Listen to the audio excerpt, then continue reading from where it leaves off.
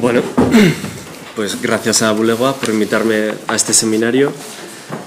Voy a hablar de mi trabajo y bueno, no solo trabajo en sonido, pero para este seminario he seleccionado los trabajos sonoros o los que algo tienen que ver con lo sonoro.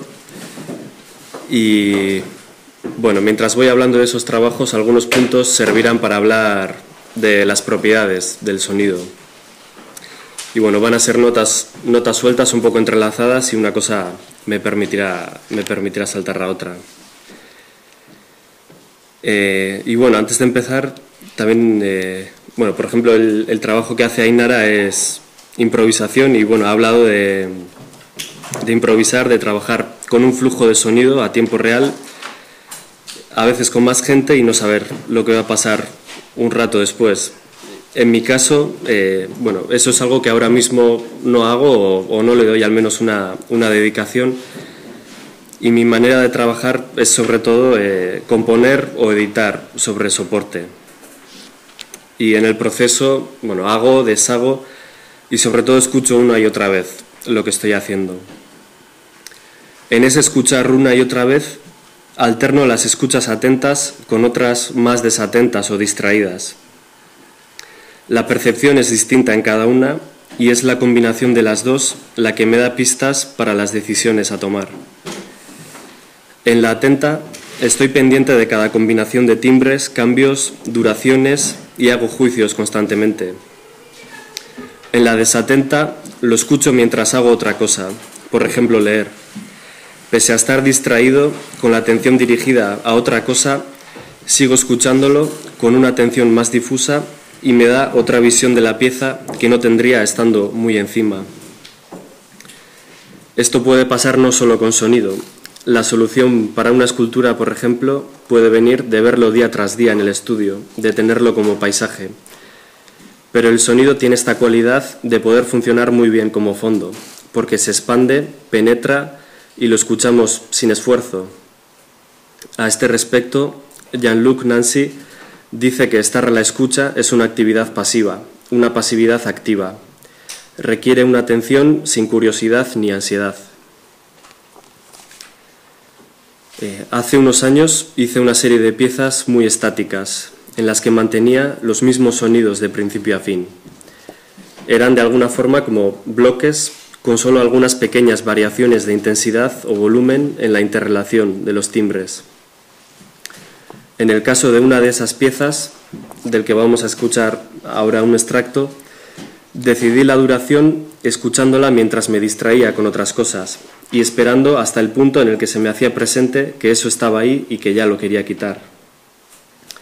Me acompañaba bien hasta que alrededor del minuto 30 y algo, 40 o 40 y algo, empezaba a resultarme molesto. No era siempre la misma duración, pero nunca tenía la necesidad de pararlo antes del minuto 30 ni después del minuto 50. Aunque fuese un rumor de fondo, mantenía un sentido del tiempo que me ayudaba a calcular la duración que le debía dar. Y luego hacía el ejercicio de escucharlo atentamente durante el mismo tiempo, para ver si funcionaba o si me pedía que fuese más corto o más largo. Y la duración que le di finalmente fue de 42 minutos. Vamos a escuchar un trozo de 2 minutos que queda un poco como una muestra. Lo mejor sería escucharlo entero, pero lo pongo como ejemplo para los que nunca hayan escuchado nada, para que tengan un pequeño ejemplo. A ver.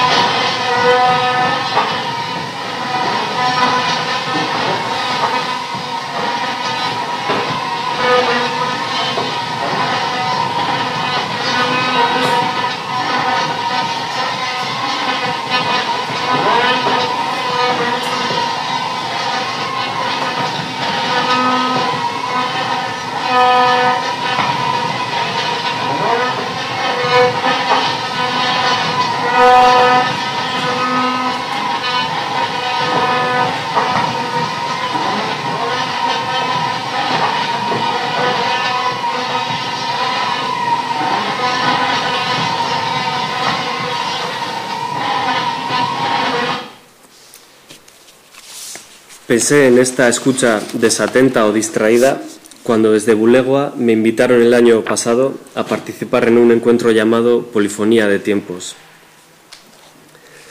Invitaron a 24 artistas a pasar 24 horas en el fuerte de Guadalupe de Hondarribia, un fuerte de finales del siglo XIX que se encuentra ahora vacío, en el monte Jaizkibel, en una zona un poco aislada del entorno urbano. Estuvimos allí desde las 6 de la tarde de un sábado hasta las 6 de la tarde del domingo, aunque dormimos en un albergue y comíamos en una cantina. La propuesta de Bulegua para Polifonía de Tiempos era pensar sobre cuestiones como cómo romper el orden del tiempo normativizado del sistema productivo, cómo pensar la dicotomía entre el tiempo de espera y el tiempo del acontecimiento, cómo producir estados de duración y tiempos perdidos, y cómo reflexionar sobre la organización del tiempo que se da en una jornada continua de 24 horas, en la que las divisiones entre tiempo productivo y tiempo inútil se iban a hacer indivisibles. A lo largo de esas 24 horas, cada artista iba a coger una porción de tiempo para hacer una propuesta o una intervención. Desde el título, Polifonía de Tiempos, también se sugería una situación en la que diferentes eventos y situaciones se iban a poder superponer y entremezclar, y preparé una serie de piezas que pudieran acompañar algo. Podía ser la intervención de otro artista, un momento de descanso, un momento de tránsito, paseo. Quería una situación en la que la escucha no se diese en un momento señalado o programado como momento de escucha, sino que se pudiera acoplar a cualquier cosa que pasara, ser fondo o paisaje y activar algo. Para tener flexibilidad e intervenir en cualquier lugar y momento que me pareciera adecuado, llevé un reproductor de casete a pilas y varios casetes con sonidos diferentes. Lo que me encontré allí fue diferente a lo que me imaginaba, y lo que preparé no acababa de encajar, porque seguíamos un horario muy concreto. Me parecía que el tipo de propuestas que se hicieron no aceptaban mi intromisión, los descansos eran muy cortos porque íbamos muy rápido y no hubo ningún momento en el que nos desperdigáramos un poco. O hubiera necesitado que hubiera más tiempos sin nada concreto que hacer. La solución que encontré fue poner lo mío al final del primer día, antes de irnos a dormir. Cuando acabó la última intervención programada, sobre las 12 o la 1 de la madrugada, puse el reproductor de casete en la sala contigua, que estaba vacía. Estuvo sonando mientras recogíamos cada uno nuestras cosas y apagábamos y cerrábamos todo. Nos fuimos y la pieza siguió sola sonando en el fuerte por la noche. Parece que en un primer momento nadie se dio cuenta de la presencia de ese sonido, aunque sonaba alto y claro, y era un sonido agudo que sobresalía sobre el resto de sonidos de aquel momento. Luego, a los últimos que se quedaron cerrando el fuerte, les pareció que sonaba algo raro y se preocuparon hasta que les dije que la había puesto yo. Quise también aprovechar y señalar el comportamiento del sonido en un espacio así, por la resonancia que daban los techos abovedados del fuerte, que podían amplificar bastante una pequeña fuente de sonido, y a veces hacer perder la referencia de dónde estaba la fuente por los rebotes. Aunque esta solución fue improvisada, también cumplí un deseo o una idea que tenía desde hace tiempo, que era dejar piezas mías sonando a la noche solas.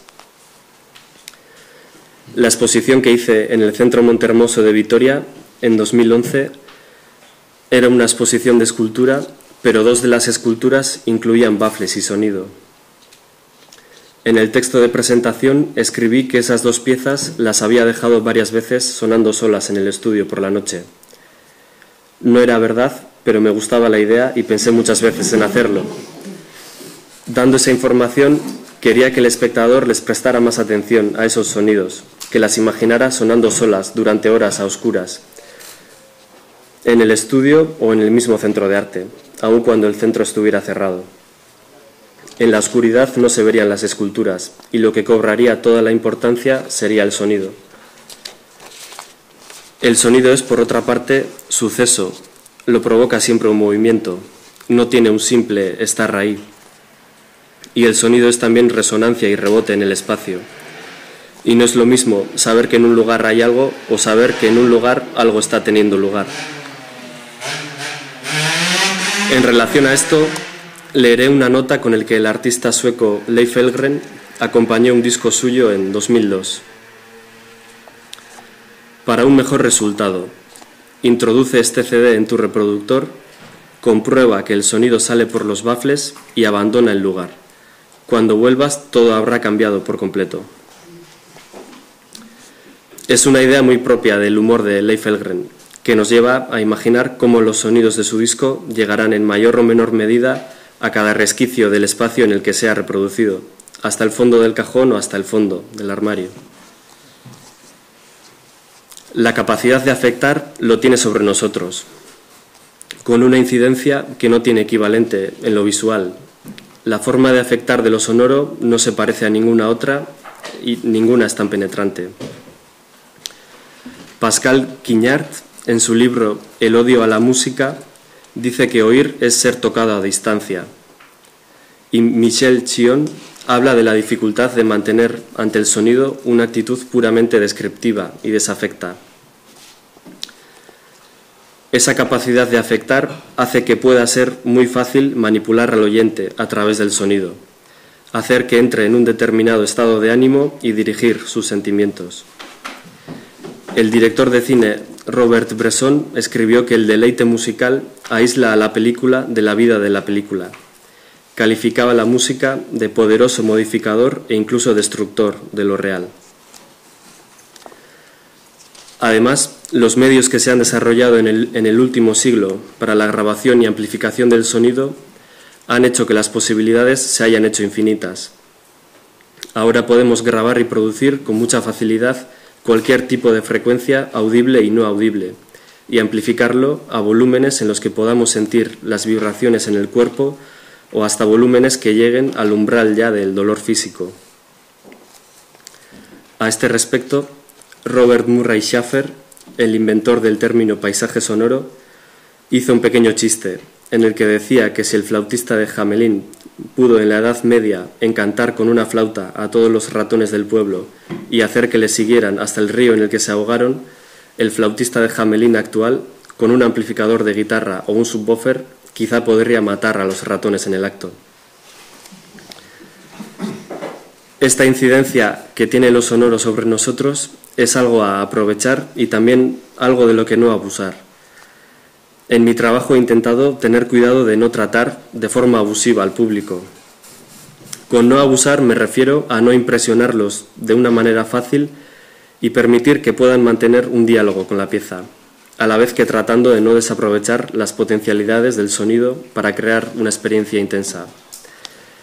Aunque esto es muy ambiguo, resbaladizo y discutible, pero lo apunto porque es algo que tengo presente o que me pregunto cuando trabajo. Si hago algo que pueda ser de alguna forma arrollador para el público, como meter de repente algo a un volumen fuerte, intento que sea porque así lo pide ese sonido. Sobre esto, el músico Alfredo Costa Monteiro dice que cuando utiliza un gran volumen no pretende violentar o asustar a nadie ni vaciar la sala, sino solo compartir una experiencia sonora en su mejor estado. A los materiales hay que darles el volumen que piden. Intento también no tener un trato abusivo con los sonidos que utilizo, alterando lo menos posible los materiales de origen. Los procedimientos que aplico actúan sobre el sonido y lo transforman o lo extrañan pero sin pervertirlo o sin que se pierda lo que es. Solo modifico la velocidad y la ecualización, es decir, los ralentizo o acelero y resalto o disimulo frecuencias. Aunque el resultado pueda ser muy abstracto o parecer otra cosa de lo que es en origen, a la vez las fuentes son muy fácilmente reconocibles si digo lo que son, y la estructura de la pieza queda al descubierto. En esto que hemos escuchado, por ejemplo, hay 3 sonidos.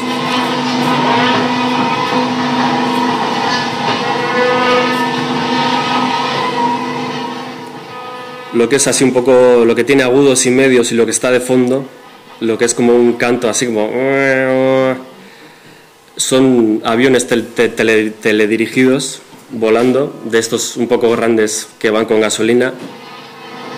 Pues bueno, son bastante, si digo lo que son bastante reconocibles.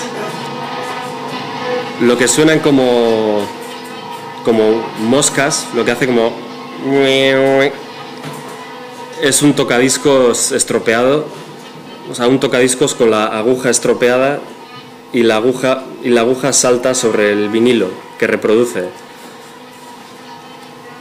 Entonces se oyen los golpes de la aguja y cuando cae, antes de volver a levantarse, coge un poco el sonido del vinilo y bueno, al ser el vinilo, al ser un disco de efectos de sonido de la BBC, pues justo eso que se reproduce pues son como motores o cantos de pájaro o sonidos de animales, y luego lo grave que está de fondo es un ruido de masa ralentizado. Pues esto, bueno, no hace mucho, pero es como el ruido de la electricidad que a veces suelen tener los equipos de fondo, ¿no? Y está hecho así, como tocando el cable con el dedo, ¿no? Y luego eso ralentizado crea una especie de pseudo melodía, ¿no? Ahora, bueno, hace una cosa aguda, pero generalmente hace un sonido un poco más grave, ¿no? Y vamos a escuchar, bueno, otro trozo. Bueno, esto que hemos escuchado es de hace 4 años y vamos a escuchar una cosa de este año, de un concierto que preparé para el Centro Cristina Enea de Donosti. Y bueno, es una cosa que hice con sonidos de la naturaleza o con sonidos de animales. Y bueno, aquí manipulé muy poco los sonidos, menos que en esta pieza que hemos escuchado. Solamente, bueno, cogí los sonidos, bueno, sonidos de viento, de agua, de cerdos o vacas comiendo, y los trituré, o bueno, más que triturar, les inserté silencios para hacerlos intermitentes, y bueno, así de alguna forma se quitaba la sensación de espacio que podían tener y se traía todo al primer plano. Y bueno, lo único que he hecho ha sido triturar y ecualizar para resaltar o disimular frecuencias.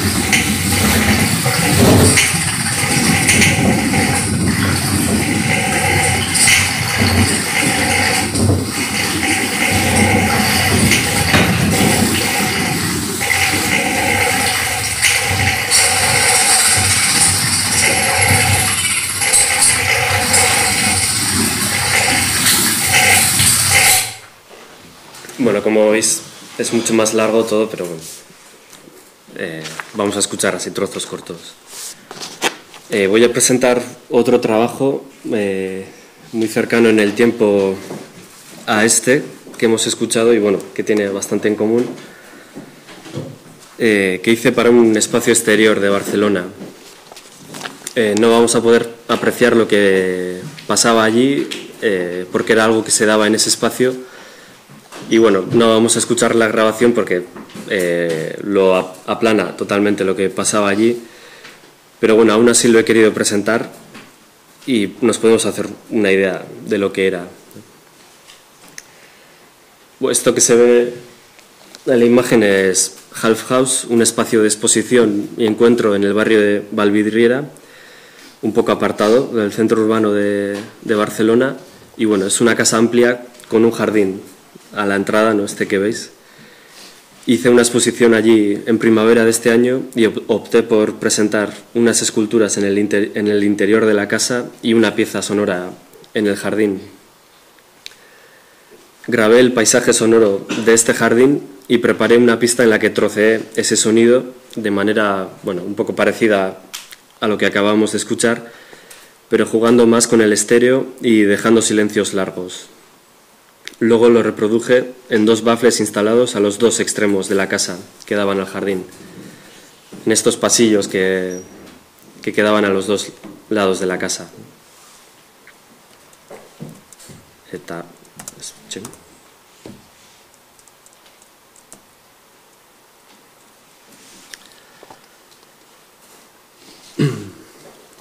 Al escucharlo, se hacía evidente que se trataba de sonidos de ese mismo lugar. Eran muy reconocibles, como el del tren que pasa enfrente, el de las bocinas que tocan los coches antes de llegar a la curva muy cerrada que hay al lado de la casa, o el de las campanas de la iglesia que está también casi al lado. La escucha que se proponía no era solo de lo que se reproducía por los dos bafles, sino de la mezcla que se daba entre lo que se reproducía y el resto de sonidos del paisaje sonoro de ese momento.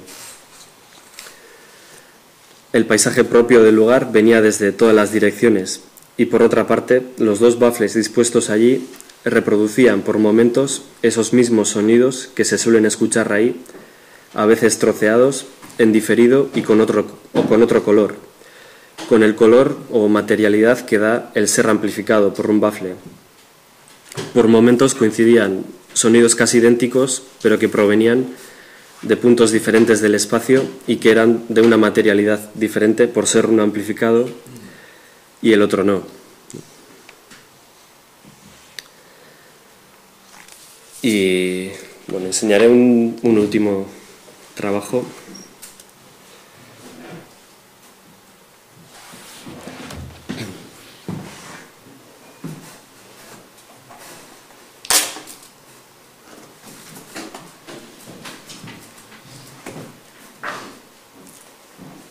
Bueno, se trata de, como veis ahí, de 2 pósters que, bueno, los he traído también aquí un poco para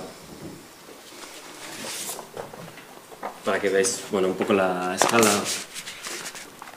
Bueno, se documentan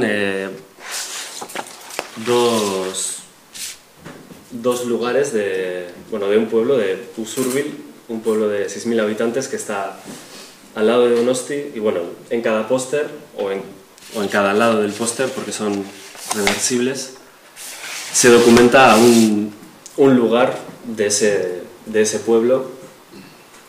Uno lo documenté con un texto descriptivo y el otro, bueno, con una foto. Está en euskera, bueno, primero lo leo en euskera y luego ya leo la traducción. Usurbil Gurdaiagako San Esteban ermitan, paretan zuloa dago burua sartzeko neurrira. Haren erditik tarte estua doa behera leizeraino. Ermita dagoen muinotik pixkat beherago du sarrera leizeak eta muinoa gurutzatzen du. Burua zuloan sartuta hutsune zabal bat entzuten da. En el póster de la derecha, en la proyección no se ve bien, pero bueno, hay un graffiti ahí que pone Zulua, y en el pie de foto, ¿dónde es la foto? Usurbilgo Salvatore Elizako arkupea. Bueno, la traducción sería Zulua es agujero en euskera, más concretamente en el dialecto de Guipúzcoa. Eso le da como algo un poco más informal, que si fuese en Batua, ¿no? Que si fuese Zuloa. Y bueno, Usurbilgo Salvator Elizako Arkupea sería el soportal de la iglesia de San Salvador, de Usurbil. Y en el póster de la izquierda, bueno, lo he adaptado al castellano, más o menos pone: en el barrio de Urdaiaga de Usurbil, en la ermita de San Esteban, hay un agujero en la pared del tamaño para meter la cabeza. Por el centro del agujero baja una estrecha hendidura que va hacia abajo hasta la sima. La sima tiene una boca de entrada un poco más abajo. Metiendo la cabeza en el agujero se escucha la resonancia del espacio vacío de la sima.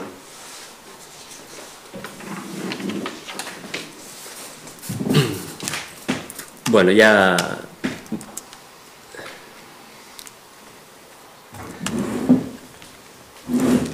Para acabar, bueno, solo quería enseñar de dónde he sacado el título, Un sonido aplastó. Este es, bueno, un poema de Chantal Maillard, que viene, bueno, en su libro Matarra Platón, y bueno, es el poema que justo abre el libro. Trata de una mujer que es aplastada por el impacto de un sonido. El sonido que hace una idea cuando vibra y se convierte en proyectil. El sonido aplasta a la mujer contra la fachada de una casa. Ese es el tema. Los poemas son variaciones de esta imagen. Y bueno, ya se me ha acabado mi media hora, así que es que ricasco.